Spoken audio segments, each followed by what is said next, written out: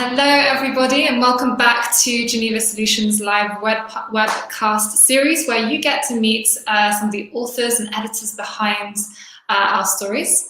Today I'm delighted to be joined by Zelda Chauvet, who is our technology editor. Hi! Thank you for having me. I'm really excited. We're going to talk about technology, and obviously we don't master the whole process of going live yet. But the discussion will do the rest, right?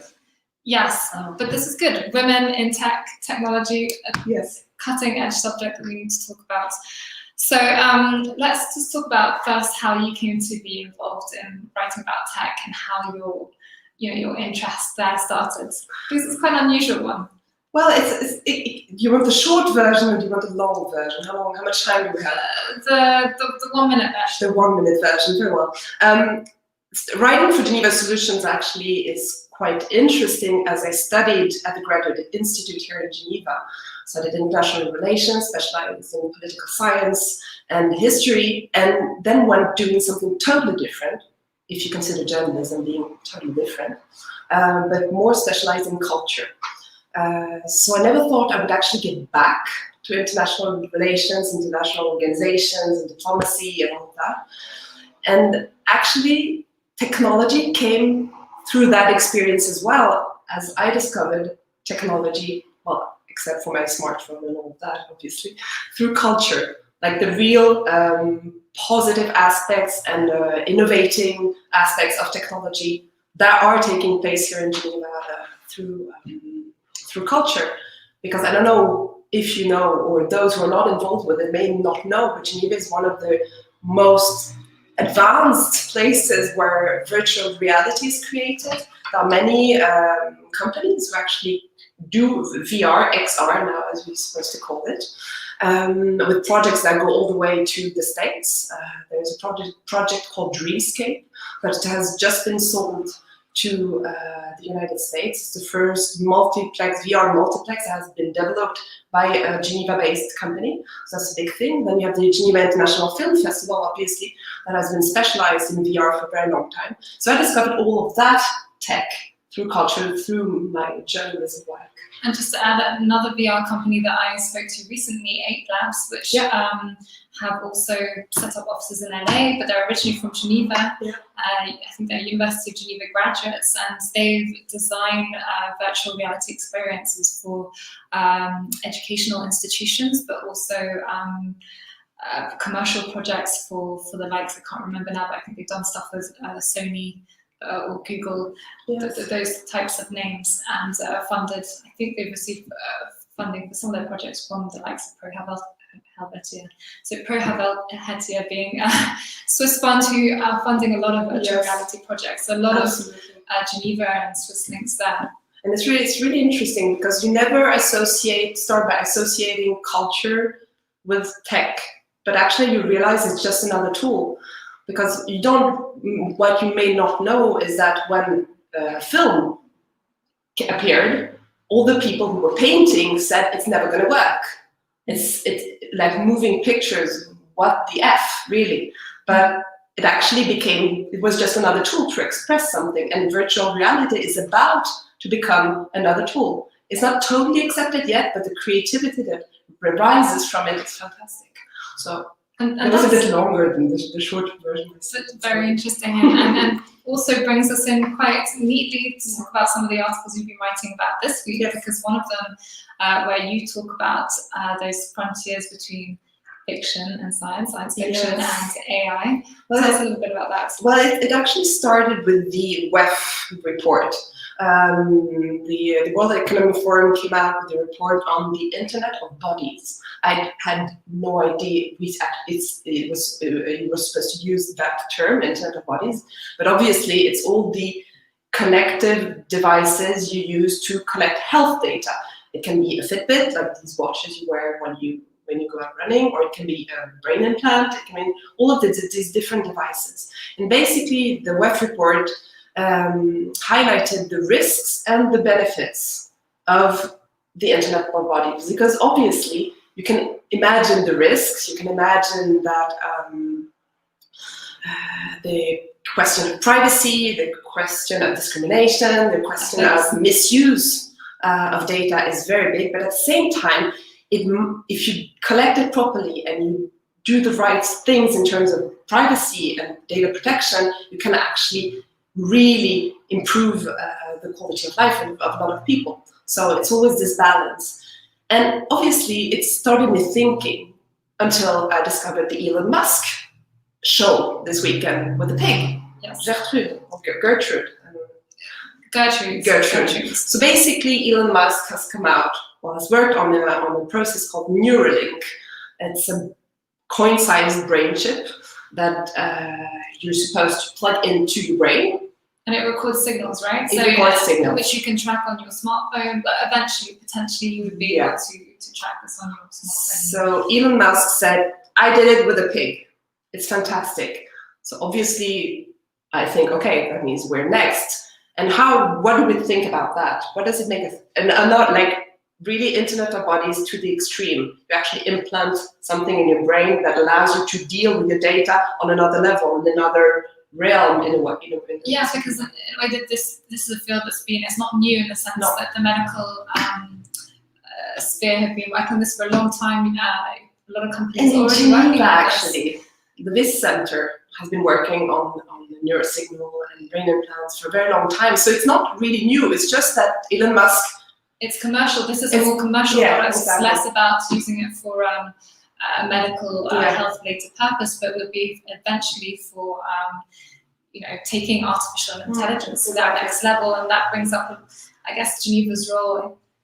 You tell me, but about internet governance and where you draw frontiers, digital frontiers. That's the thing. It raises a number of ethical questions. Obviously, what can you do? Is it really the normal way? Can we do it another way? Or if it's the normal evolutionary path, where are we going? And Geneva, as you said, has a major role to play and can become a leader in a way among other hubs to address internet governance questions. Because of all the different actors that are here, international organizations, but also Digital Law Center that just opened at the University of Geneva, for example, and all these multi-stake actors that are present here could really bring things together. And there are already initiatives existing in the matter.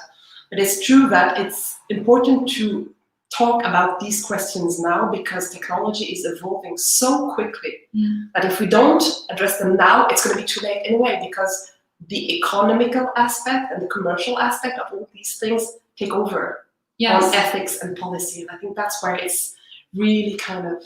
and the speed at which we address them. I mean, diplomacy takes a long time, these negotiations, especially when you're talking about bringing different stakeholders, different countries together. Is a very complex and lengthy process, but one that the internet will not wait for. And that's something. And what you have to realize that the internet can wait for, but the internet, we think that the internet, there's one internet. No, actually the internet is kind of fragmented. It's fragmented on a geographical level because the laws are not the same on a global level than they are on different more national or even regional levels. Right. So it complexifies, and I guess makes the whole process very exciting. It complexifies the process in terms of the governance. Yes, and talking about that exciting thing, I mean, we mentioned this yesterday, but our focus at Geneva Solutions is really building on this concept and philosophy of constructive journalism. Yes. And Zelda, you had some burning thoughts on this. It's a subject that is really important to me. I've been a journalist for almost 10 years now, and I've noticed that infotainment is really the thing in a lot of media here in Switzerland. How it's going to be the most dramatic, the most intense experience. But I don't think it's exactly what we need. It actually all started, the constructive journalism all started in Denmark because the national TV was not working well at all. And the director of the network decided to start giving information in a constructive way, meaning it's not all good and all pretty and all happy. It's just that, it's more solution oriented. Yeah, and looking not just at problems, but responses to Exactly. those problems. Exactly. That doesn't mean we don't talk about the problems, because obviously we can find solutions. We don't talk about problems, but it just gives people hope. And the thing is, in Denmark, the audiences went up 35%. So it's huge, and I think it really, and especially now in this world after the pandemic, the COVID-19 pandemic, I mean, we need to breathe. Yes, and it's not about letting, not holding people, leaders, countries accountable. It's not about not taking people to task, not pursuing those stories, not being persistent and getting to the bottom of those stories, but it's about the angle at which you're taking those stories and trying to provide a way forward that you move beyond just, yes, we know that this is happening, we know that these terrible things have happened, how can we make a difference, and how can we maybe continue living and thinking, okay, I can also act and I can also do something, or I can question things that until now maybe have been taken for granted. And I think that's terrible, because when you start taking things for granted, then everything kind of stops. And it's the same thing with the fake news whole debate. I mean, if you believe that it is the way it is, then you can't really say what is true, what isn't. And that's why what I like when I approach different topics is to raise questions. I do raise a lot of them, and it's true. I asked a lot of questions in my latest article on the limit between science fiction and reality. What is real and what isn't, where maybe science fiction is just another way of expressing what is there already, but in an exaggerated way. So I find it interesting because I find it challenging, and I think we need to be challenged to move forward and maybe make things change a little, because we're really at this turning point. You can feel it. You can feel that civil society is questioning the system, and you can feel that the organizations are really taking stands for new causes, different ethics, and you can feel this. And for that, you need to challenge and question a little. I totally agree. And well, that is good. and how Josephine Schmidt, who's the executive editor of The New Humanitarian and one of our partners at Geneva Solutions, was saying yesterday, it's about empowering people. Journalism has changed in the sense that there's no silo between institutions and people anymore.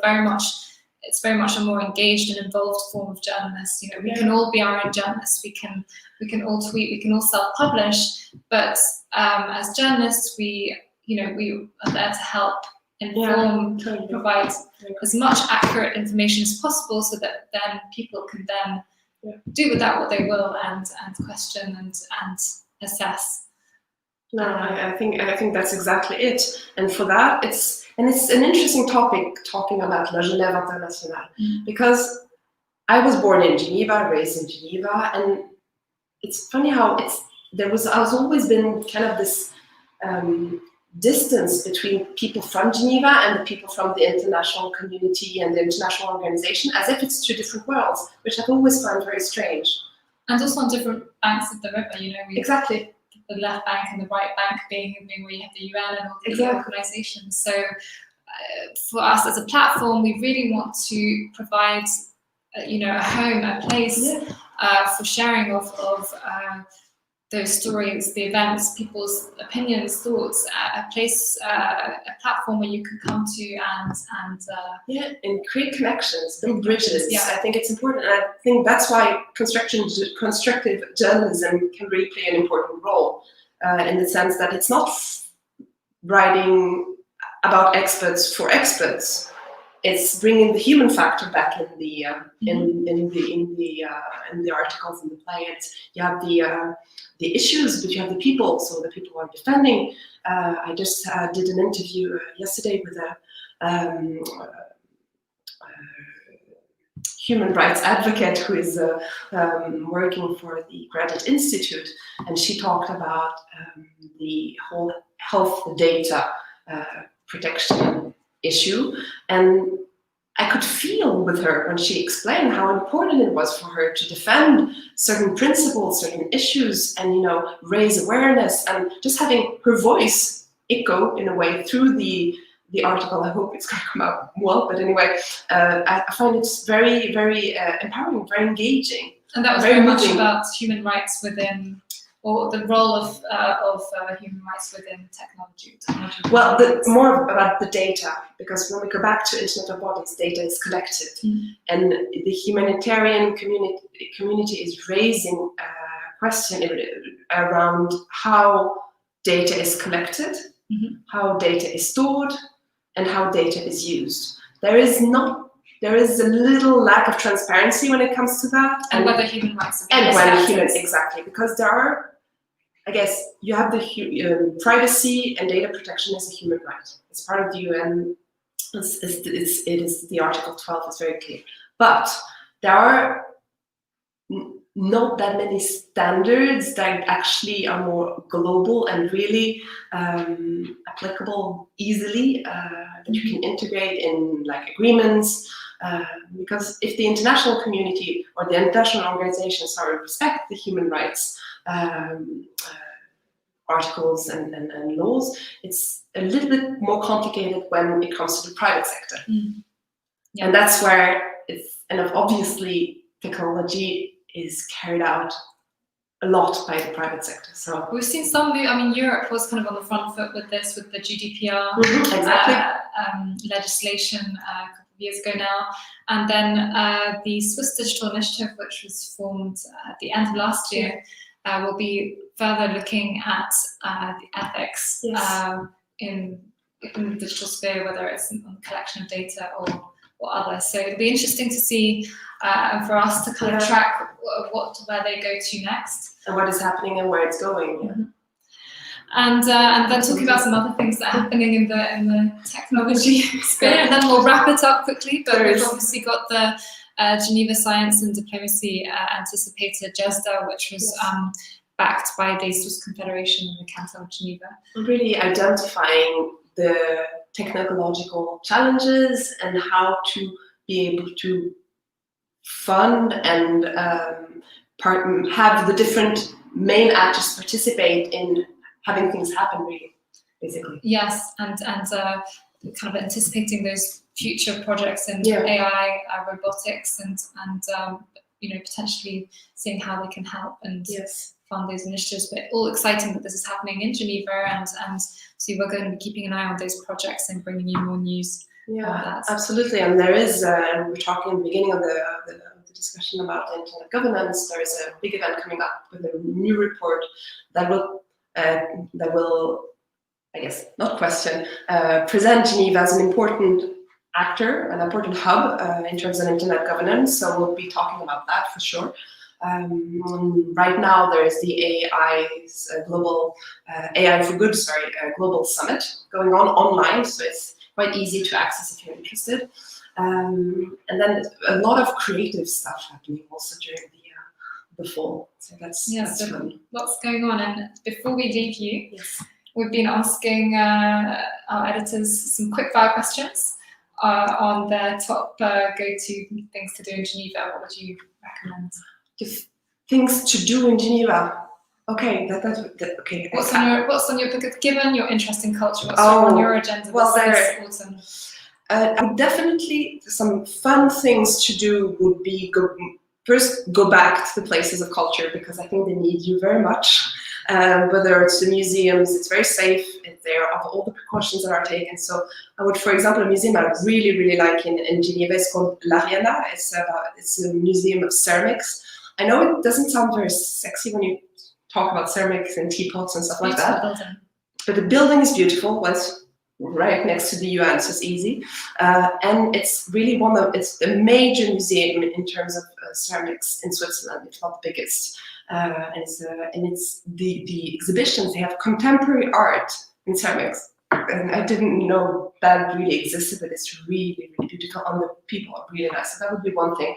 Then I would obviously go back to the opera, because they also need us. They need us very, very, very much. So that would be the thing. And if you want to go and have very good environmental friendly wine, there's this place in Carouge called the Verre Bouteille.